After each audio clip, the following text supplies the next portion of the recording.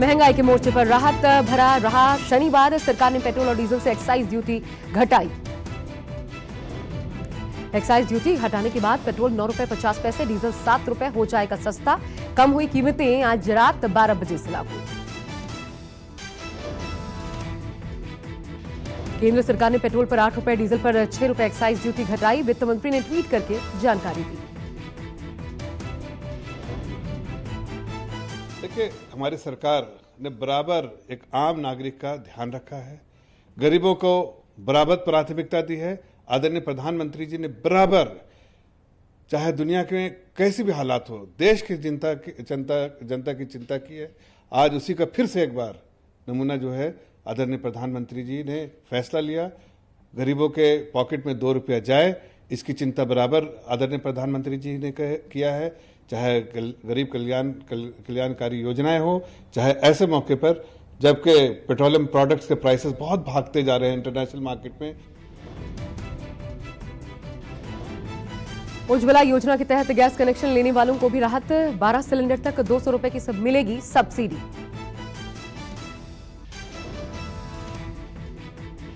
राहुल गांधी के लंदन में दिए गए बयान पर बीजेपी भड़क उठी।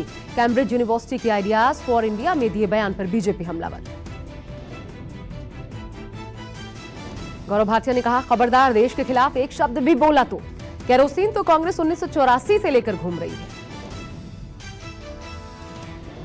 गौरव भाटिया ने कहा, राहुल लंदन की कैम्ब्रिज यूनिवर्सिटी के सेमिनार में जाते हैं, पीएम से नफरत करते करते भारत माता के खिलाफ ही बयान देने लगते हैं। राहुल गांधी की कैम्ब्रिज में दिए गए बयान पर केंद्रीय मंत्री मुख्तार अब्बास नकवी ने पलटवार किया। कहा, कुछ लोग देश में रहकर और देश के बाहर हिंदुस्तान की बदहाली की दुआ मांगते हैं।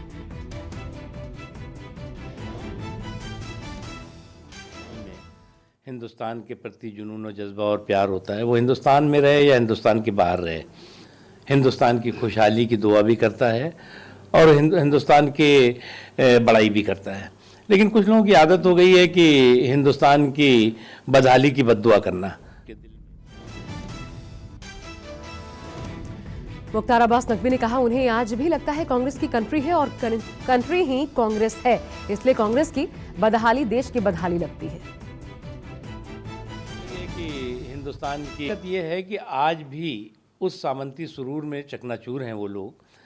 उन्हें आज भी लग रहा है कि Congress is country, country is Congress, और इसलिए कांग्रेस की बदहाली उन्हें देश की बदहाली दिखने लगती है।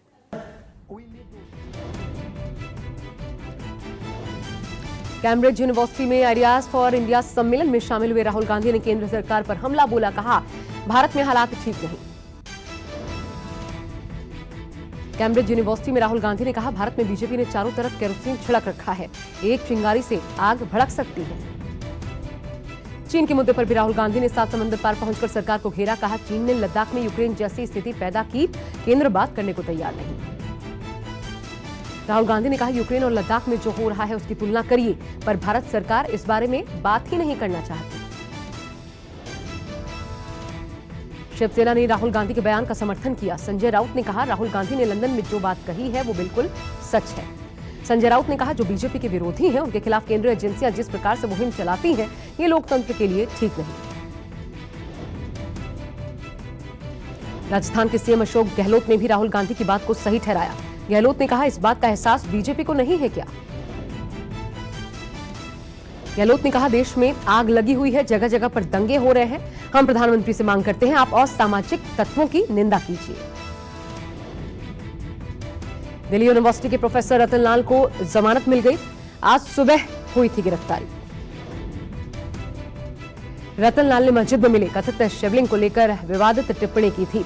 नॉर्थ डिस्ट्रिक्ट के साइबर सेल में दर्ज हुई थी एफआईआर। प्रोफेसर रतन लाल की गिरफ्तारी पर हंगामा भड़क उठा था। डीयू के छात्रों ने पुलिस प्रशासन के खिलाफ जमकर नारेबाजी की थी। लेफ्ट विंग आइसा के छात्र बैनर पोस्टर लेकर बैठे।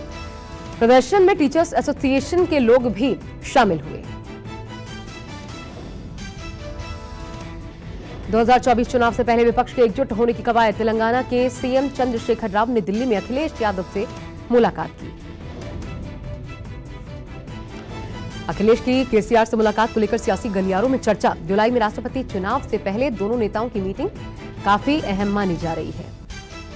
दिल्ली के सीएम केजरीवाल और तेलंगाना के सीएम चंद्रशेखर राव दिल्ली के मोतीबाग में मोहल्ला क्लिनिक का जायजा लेने पहुंचे। मां श्रृंगार गौरी की पूजा का एक्सक्लूसिव वीडियो आया सामने। मां श्रृंगार गौरी की नवरात्र पूजा का यह पुराना वीडियो है जो कि सामने आया है। बताया जा रहा है कि वीडियो 5 अप्रैल 2022 का है। इस जगह पर पूजा करने की मांग की जा रही है। निकाय चुनाव में आरक्षण पर ओबीसी महासभा का मध्य प्रदेश बंद। सड़क पर उतरे ओबीसी संगठन के लोगों ने दुकानों को जबरन बंद करवाया। बंद को कांग्रेस ने समर्थन भी दिया। ओबीसी आरक्षण नहीं मिलने को लेकर कार्यकर्ताओं ने बीजेपी सरकार को कटघरे में खड़ा किया।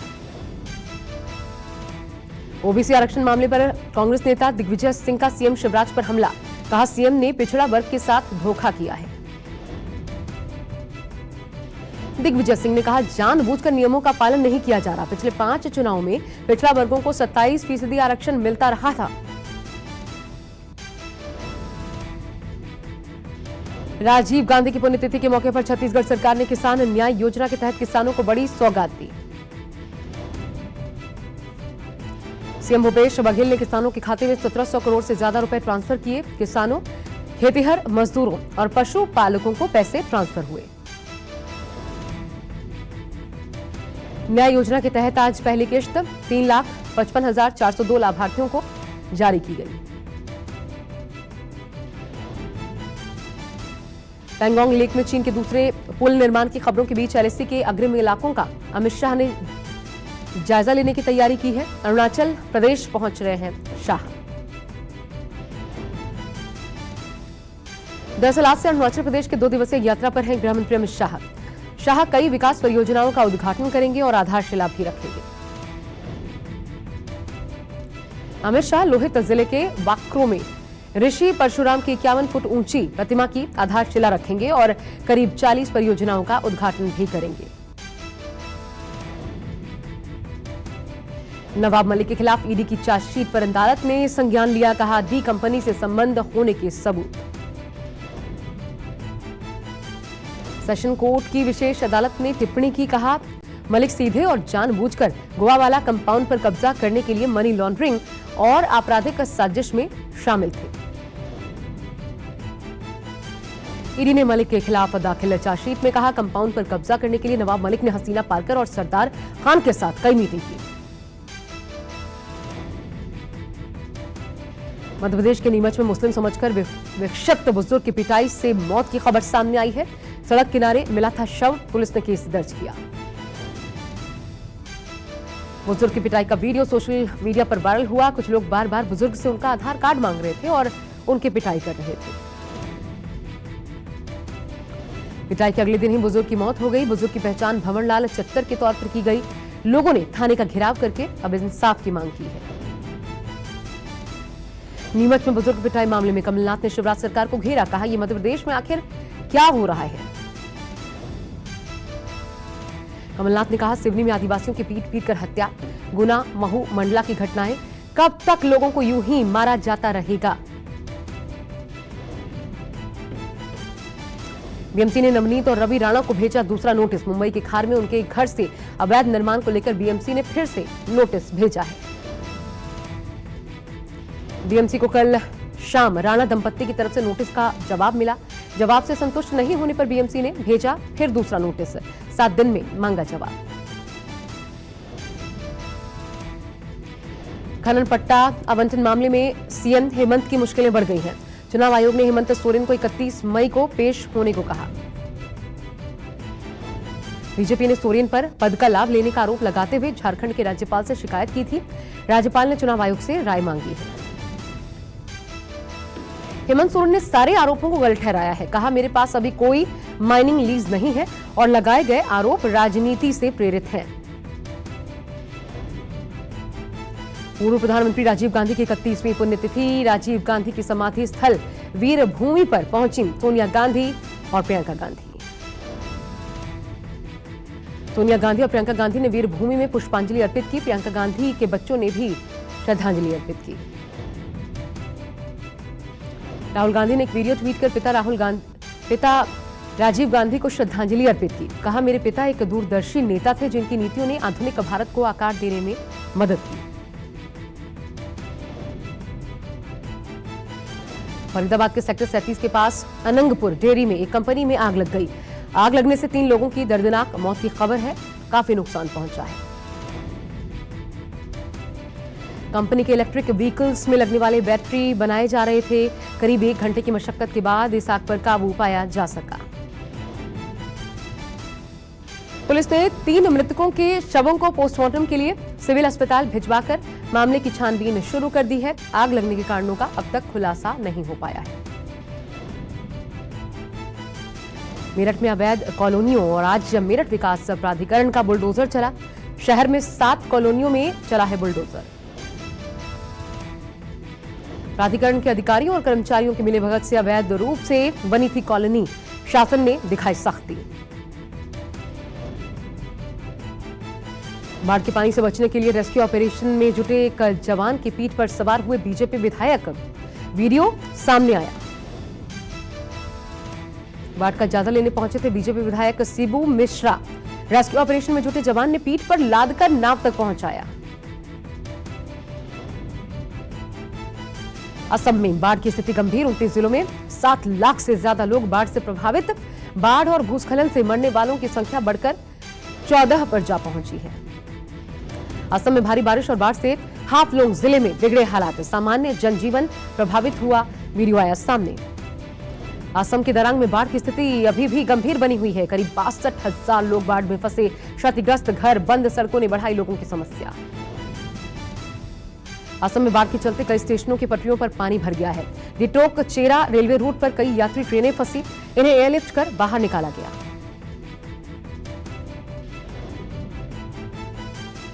जम्मू कश्मीर के रामबन के निर्माणाधीन टनल ढहने का मामला। दुर्घटना में सभी डेड बॉडीज बरामद कर ली गई हैं। दबे लोगों को निकालने के लिए तकरीबन 40 घंटे तक रेस्क्यू ऑपरेशन चलाया गया। 3 लोग घायल। पुलिस, सेना और एनडीआरएफ की ओर से एक संयुक्त बचाव अभियान 3 दिनों से चल रहा था। मरने वाले 2 जम्मू कश्मीर से, 6 पश्चिम बंगाल से हैं। बिहार के 16 जिलों में कहर बनकर आई आंधी और बारिश। आकाशीय बिजली गिरने से 33 लोगों की मौत की खबर है। बिहार के सीएम नीतीश कुमार और प्रधानमंत्री मोदी ने शोक व्यक्त किया। साथ ही मृतक आश्रितों को सीएम नीतीश कुमार ने 4-4 लाख रुपए परिवार वालों को देने की घोषणा की है। आंधी तूफान बारिश से किसानों की फसल को पहुंचा है काफी नुकसान। कृषि विभाग से सरकार ने मांगी है रिपोर्ट। गुजरात के रावली में भीषण सड़क हादसा। 3 गाड़ियों में टक्कर के बाद भीषण आग लग गई। इस हादसे में 4 लोगों की मौत की खबर। कई लोग घायल बताए जा रहे हैं। स्थानीय लोगों ने घायलों को अस्पताल में भर्ती करवाया। उज्जैन ट्रेन में बम की खबर पर बड़ा खुलासा। रेलवे कर्मचारी ही फैलाते थे ट्रेन में बम होने की अफवाह। साइबर सेल ने गुत्थी सुलझा ली है। रेलवे के सफाई कर्मचारी बम की झूठी सूचना देते थे। पुलिस ने 2 कर्मचारियों को गिरफ्तार किया है। 11 और 18 मई को ट्विटर पर ट्रेन में बम होने की झूठी सूचना दी गई थी।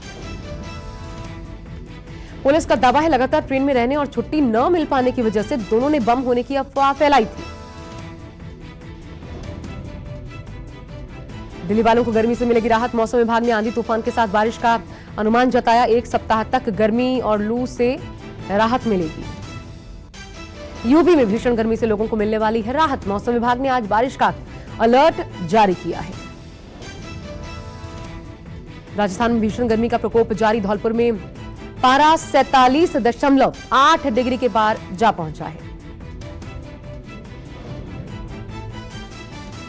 केदारनाथ मंदिर के परिसर में डॉग को टहलाने और भगवान नंदी की मूर्ति को छूने के मामले में पुलिस ने जांच शुरू की। 2 दिन पहले वीडियो वायरल हुआ था। रुद्रप्रयाग के पुलिस अधीक्षक आयुष अग्रवाल के मुताबिक मंदिर समिति ने डॉग लेकर आने वाले शख्स के खिलाफ केस दर्ज करवाया है। माता वैष्णो देवी भवन के मुख्य पुजारी अमीर चंद का निधन। दिल का दौरा पड़ने से निधन हुआ।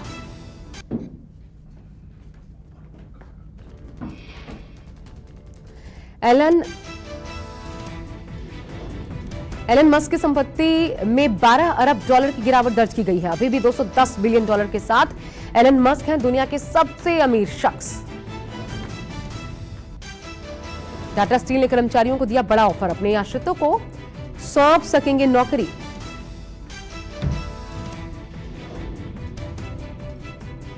उत्तर कोरिया में रहस्यमयी बुखार का कहर जारी, लगातार 5वें दिन आए 2 लाख से ज्यादा मामले। रूस ने सफलतापूर्वक लॉन्च किया सोयुज 2.1A अंतरिक्ष यान। रूसी रक्षा मंत्रालय ने ट्वीट कर जानकारी साझा की है। अमेरिका के शिकागो में रेस्टोरेंट के बाहर ताबड़तोड़ गोलियां चली, फायरिंग में 2 लोगों की मौत, 10 लोग घायल। अमेरिका ने 5 आतंकी संगठनों को ब्लैकलिस्ट से हटाया, अलकायदा की लिस्ट में ये संगठन बरकरार रहेंगे। फ्रैंकफर्ट में ड्यूश बैंक मुख्यालय के सामने पर्यावरण कार्यकर्ताओं ने अनोखा प्रदर्शन किया। प्रदर्शन के दौरान लोगों ने वॉशिंग मशीन से बनाई आकृति।